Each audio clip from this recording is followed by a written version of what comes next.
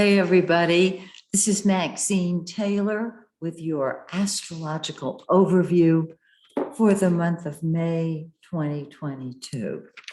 Before I jump in, let me mention that my spring special ends tonight.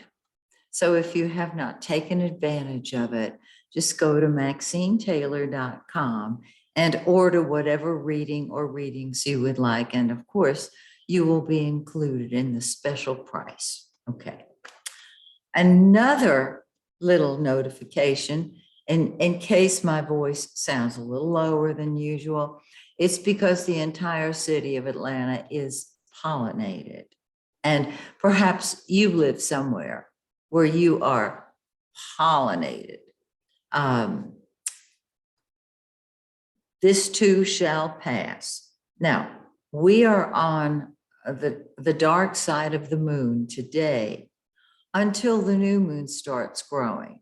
Today, of course, is the last day of April, and I've got your May forecast for you. However, because we have not only a new moon, but the new moon is a solar eclipse in 10.5 of Taurus.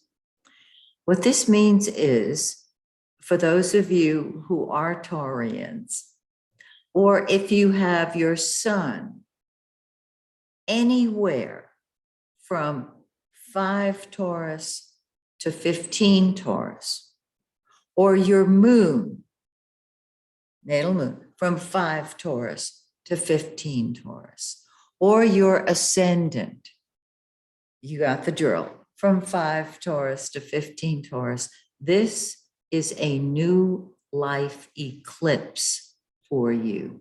It's a very important new moon, marking a change, an exciting change.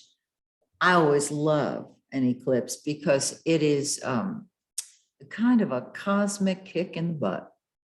It propels you forward. So look for this conjunction with the eclipse today at, let's see, 4:43 a.m., 42:43 a.m. Eastern Daylight Time. Convert that to yours and you will have the whole picture. Okay. And of course, to all my Taurian friends out there, happy birthday. We Geminis will pick it up on the 20th of May. So let me see what we're going to talk about today. All right. Well, as I just mentioned, the sun is in Taurus. Taurus is the first earth sign, very practical, very logical, puts one foot in front of the other, does it step by step, and gets the job done. On the 20th of the month, look out. The sun jumps into Gemini, and it's a totally new field. It's no longer, let's just lay back and relax and enjoy life. Certainly nothing wrong with that. Gemini gets bored so easily that when the sun enters its sign, it's ready to go. And what I have noticed, and perhaps you have too, even though you may be a June Gemini baby, when the sun enters Gemini, we feel it. It doesn't matter where in Gemini your sun is. And the world feels it. And this is exciting because we're moving forward. And the sun is the giver of life. So on this new moon, and I'm just counting down the minutes, hoping that the pollen abates somewhat, because the whole world is feeling, excuse me, that was for emphasis. Okay, Venus, the planet of love and beauty, is still in gorgeous Pisces, where it is elevated, it is exalted. On the 2nd of May, Venus enters Aries. And since Venus is love and money and beautiful things. It is ready for love and money and beautiful things from the 2nd till the 28th of May, when Venus moves into its own sign, Taurus, and says, let's talk about it over lunch. All right. Just relax.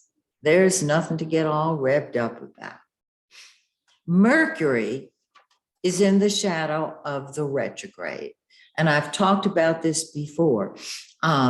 When it's in the shadow of the retrograde, it is announcing, like Paul Revere announcing, the British are coming, the British are coming. And it feels like Mercury is retrograde. Everything is confused, particularly in those areas dealing with communication, correspondence, and transportation. It goes retrograde in Gemini, its own sign. All of Geminis out there, you know, we're going to feel it, double whammy. And if you have any planets in Gemini, you too will feel it, double whammy or a triple whammy. It goes retrograde on the 10th and will stay in Gemini until the 22nd, when it backs up into Taurus. So talk to me next month when it goes direct, all right? But this is the time right now. Even Mercury's in the shadow of the retrograde. You can start right now tying up the loose ends of unfinished business. This is what we do on a retrograde Mercury. And I have discovered that because the shadow of the retrograde mimics the actual retrograde, trying to get a new project off the ground is sometimes not doable because of all of the confusion that ensues from the shadow. Okay, so on the 10th, Mercury actually goes retrograde. And a word to the wise. This has happened to me many, many times when I forgot that Mercury was getting ready to go retrograde that day or the day before. My suggestion is do not start an argument. Do not, let me put it positively, refrain from saying inflammatory things that could result in an argument, because Mercury is confused and it doesn't know what it's saying. And you don't need to start a fight with anybody. Now, if they don't know this and they say the wrong thing to you, chill. Because when Mercury goes direct in a few weeks, everything's going to be worked out. And you won't have to necessarily wait a few weeks. Just avoid going toe to toe at that point, because feelings are sensitive, and you don't want to work somebody's last nerve. And if you see them working yours, chill. All right. And finally, Mars, the planet of action and energy, what we fight with and fight for, is in dreamy Pisces. You want to, I mean, it's almost like two ships passing in the night. You've got Mars doing what it wants, when it wants, how it wants, because it wants, in dreamy Pisces. And it's hard to make traction, isn't it? Because Pisces is our dreamer and Mars is the actor. It wants to do it now. Well, get ready, because on the 24th, Mars moves into its own, excuse me, pollen. Mars moves into its own sign, Aries. And the whole world, remember, this is not just you, it's the whole world, is going to say, I'm doing what I want, when I want, how I want, because I want. So get out of my way. Lead, follow, But most of all, get out of my way. I'm doing it now. And you'll feel the difference. It's like day and night. And those of you who have your sun in Aries, or if for that matter, any planet in Aries, particularly if it's an early Aries planet, you are definitely going to be hitting the ground running. Okay. So, I'm going to give you the full moon and the new moon for May so that you have something else to think about. The full moon is when everything comes to a head. I love the full moon. It's great. I also like the new moon because otherwise, just prior to the new moon, we're in the dark of the moon, and the moon rules function and form, and nothing functions, nothing forms, nothing happens. All right. On May 16th, now remember, we'll have the new moon today on the last day of April. In 2 weeks, on May 16th, we will have a full moon, which is a total eclipse of the moon. So there are the two eclipses that we have come to expect. In other words, eclipses occur in pairs. Sometimes there are 3 at a time. On occasion, there will be 1 and then 3 later on, or maybe 2 later on. But so May 16th, the full moon is going to be in 25 Scorpio. Find 25 Scorpio in your birth chart, because that is where the action's going to be. Okay? That's where things come to a head. And Scorpio is a very intense sign. It's all or nothing with Scorpio. So 25 Scorpio. If your sun, moon, or ascendant are in 20 of Scorpio up until 30 of Scorpio, which you know is 0 degrees of Sagittarius, this full moon, this total eclipse of the moon, is a new life eclipse for you. Do you know that some people have new life eclipses 2 weeks apart? One on the new moon, one on the full moon. Big time ahead. And then 2 weeks later on the new moon, on May 30th, things will start moving again. Because the 2 or 3 days before the new moon, everybody's dragging, the energy is low. Remember, it's not you. You're not doing anything wrong.